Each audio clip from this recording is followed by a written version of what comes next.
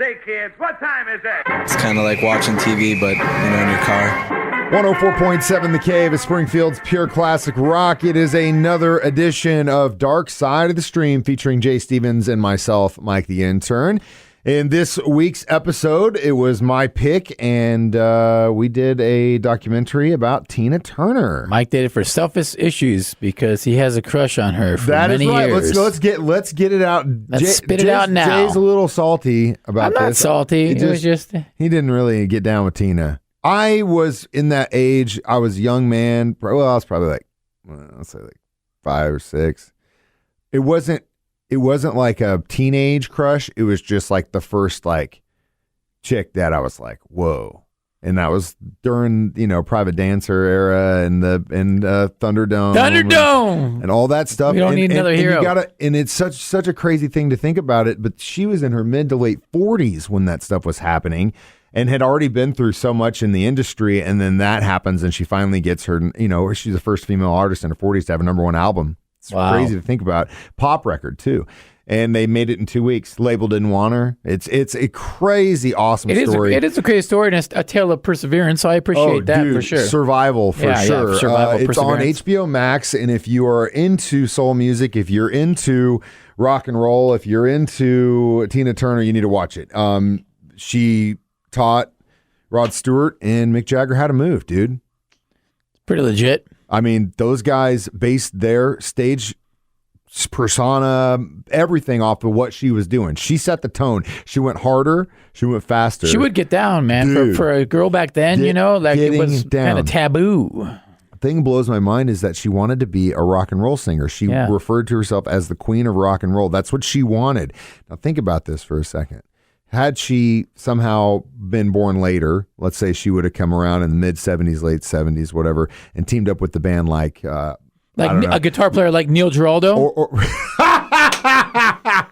Or let's go even further. Let's say that she was in England. She was born in the States, didn't make it. She goes to England and jumps into the British New Wave metal and becomes like a vocalist for Priest or Maiden. Dude, that's a movie. That's a movie we pitch right there in alternate universe, and Tina Turner is the singer for Judas Priest or Iron Maiden. Can you imagine though? She has all that power, she has all that range, and then she wanted to be a rock musician. I mean, fronting a band like that kept going through my mind when they kept going back to the rock and roll thing. We'll pitch it. Very cool stuff. It's our idea first. Don't steal it. Dark Side of the Stream discussing Tina on 104.7 The Cave. Say, kids, what time is it? It's kind of like watching TV, but, in your car. Jay Stevens, Mike the Intern, back in the studio. It is Dark Side of the Stream on 104.7 The Cave discussing the documentary Tina about the lovely Tina Turner. Now, we've discussed my infatuation with her. Let's get into the bones of the story. Obviously, she was born in Nutbush, Tennessee. But wait, you said that I'm mellow and sleepy this morning. Maybe I'm starting it slow and easy, and I'm going to pick it up like the song "Proud Mary," and towards the end, it's going crazy. Yeah, we're going to start it nice and easy, and we're going to end it rough and loud. They kind of set the tone. Her husband, her current husband, was an executive producer on this, and made damn sure that they did this story justice. And I think he did a phenomenal job with that. And we'll get into some of that stuff later on down the road because there was stuff that they did leave out that has happened to her later on in life that they did not touch on at all. But the Ike and Tina thing, later on in the documentary, she says, am I glad I met him? I don't know. What is the reason I got to where I was because of him? I don't know.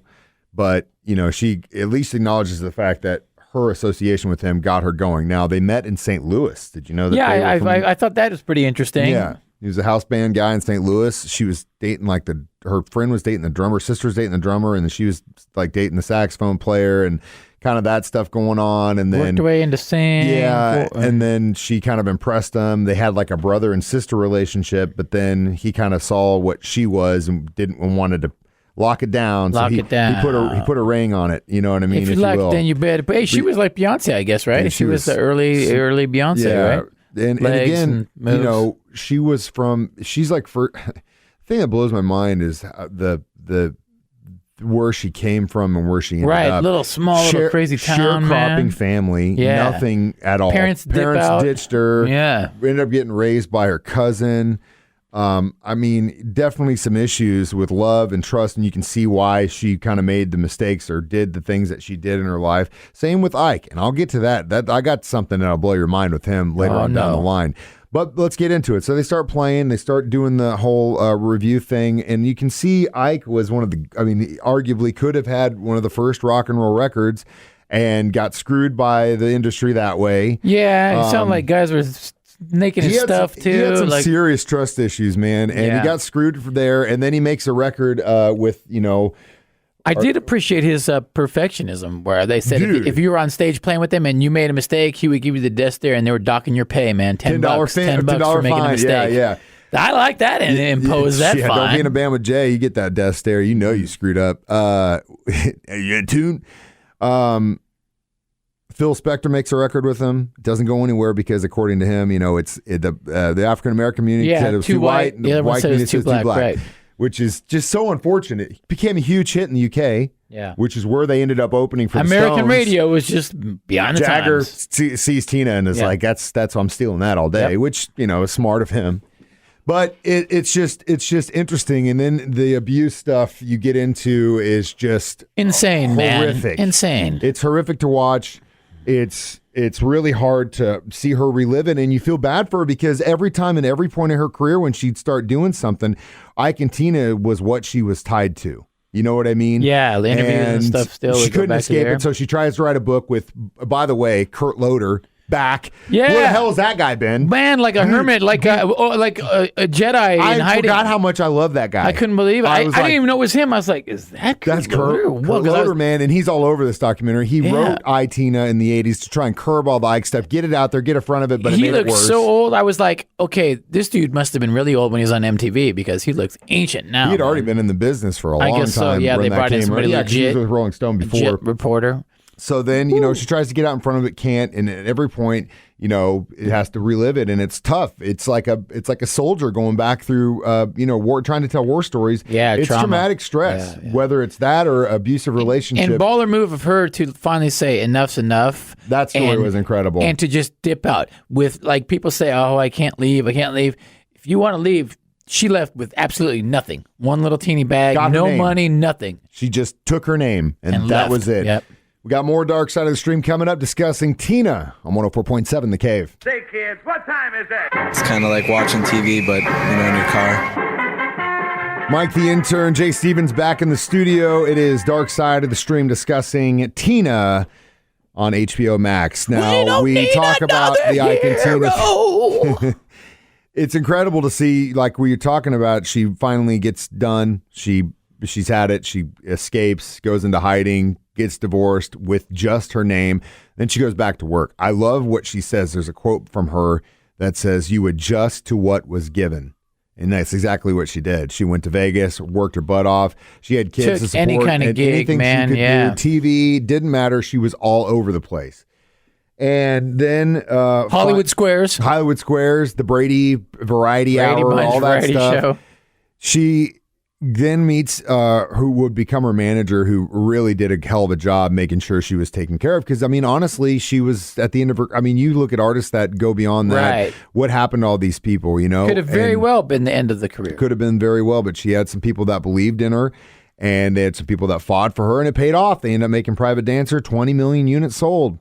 Oldest woman to get a top #1 album at the time. It's unbelievable. She goes out and plays like decades of stadium shows. She got what she wanted. She manifested what she wanted through, in her belief, Buddhism, the chanting, which I thought was pretty interesting. Yeah, I did not know that she was a Buddhist, which was really cool. That actually helped her get through a lot of stuff. That's my. That's what you're. That's my Gregorian chant. That's how you manifest. That's my Gregorian chant. So it was really interesting to see her progression, how much she overcame. Unfortunately, I think she really just wanted to get beyond the Ike thing, but just really never could. Yeah. No one would. It would just kept coming up. And speaking of which, my wife and I, when we watch these things, we kind of go a little bit further, you know, because there's stuff that's let out. You know what I mean? And so we watched. You go down the rabbit hole after just to see. I do that sometimes. Because there's some things, you know, it's producers and directors. It's their vision. Where are they now? And stuff like that. Yeah. So we kind of looked into Ike, and Ike was eventually diagnosed as bipolar, which obvious. Yeah. You could see it when you look at interviews and the way he's described by Tina in the relationship. Yeah, he'd be real quiet sometimes in public. This sounds that way. When he was 5 years old, his father was beaten by a mob of people over supposedly a woman, and basically left an invalid and left to die in a tent on their property when he was just 5 years old. Whoa. He was sexually assaulted when he was 8 and 12 by older women in his neighborhood. So I'm never going to say that it is ever justified to lay your hand on a woman or anybody else for that matter. But this guy had some major issues, and it's horrific. My wife, she was reading that stuff, and she kind of gasped, and I was like, "What?" And she told me, and then she goes, some kids just don't stand a chance. And you know what I mean?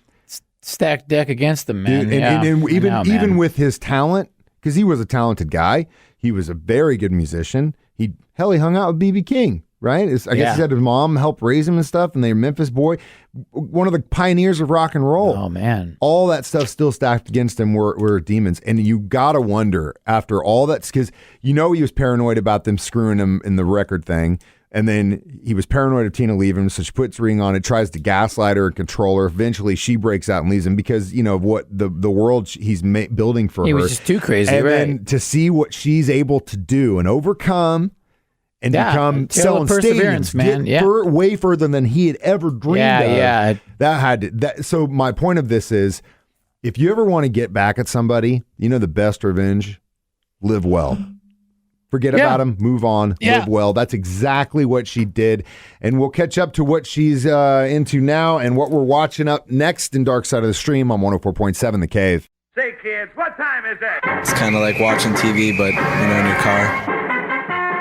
Jay Stevens, Mike the Intern, discussing Tina Turner's documentary, Tina, on HBO. Beyond Thunderdome is what it should have been called. Beyond Thunder. They didn't do a really good job, but they just kind of showed a couple clips of that, and it was Beyond it. They didn't really talk a whole lot about Thunderdome, which sucks, because, they did show that one clip of her and Mel Gibson doing an interview, and they were talking about how Ike kept getting brought up, and the interviewer's like, "Did you hear Ike got busted for dealing cocaine and is in jail and blah, blah, blah." And she just goes, I wish we could just talk about Ike producing records and doing good, but I don't want to talk. It's like, anyway. So again, we got to see her as, I think it was recent as 2019 is when those interviews were done. Her husband, current husband, helped executive produce this. And as he mentioned, this was kind of a way for her to kind of bow out and say goodbye, because she's now 81. She's a Swiss citizen now. She gave up her American citizenship. She now lives in Zurich with her husband. There you go. They've been together for I think like 3 decades. They got married after 27 years together, which is pretty incredible. But I don't really blame her for waiting. a long time. I'd wait that one out too. But anyway, they didn't talk about this, but in 2013, I guess a little bit after they got married, she had a stroke, had to learn how to walk again. And then she was having some sort of other health problems, and she decided to go the holistic route, which ended up destroying her kidneys. Oof. She considered doing assisted suicide and got involved in the exit program, but then I guess her husband stepped up and gave her a kidney, and that's the most recent we got. So she got beat that. But you want to talk about overcoming adversity. You want to know how to overcome adversity. Come from Nutbush, Tennessee. Born as a sharecropper's daughter, and end up selling out stadiums in just there you go. 40 That's years. The dream. So that's the American dream. Godspeed, Tina. I wish you all the best. I thought this documentary is incredibly well done. I would give it 4 pairs of legs. 4 pairs of legs? Yes. I'll go 2 pairs of legs just because it was okay. I watched it. It was okay. Jay needs a spice. This was I need history, a little action. and I need a little more action. I love history. Jay's kind of like more fluff. He's back in 8th grade. I need more fluff. Falling asleep on the desk. I need give him fluff. The flash. I need some twists and turns. So speaking of twists and turns, Jay, what are we watching next in Dark Side of the Stream? This is a Robbery on Netflix. Okay, cool. About the greatest unsolved art heist in history. Okay. I can't wait to watch it. It's interesting. Can't wait for someone listening might have the paintings. Really? Maybe so. We'll They're still find out there. It's unsolved. I know it's very twisty. Well, very twisty. What's love got to do with it, man? Hey, man, all we are is just beyond Thunderdome. That's right. Dark Side of the Stream. Like, subscribe, comment, share on 104.7 The Cave.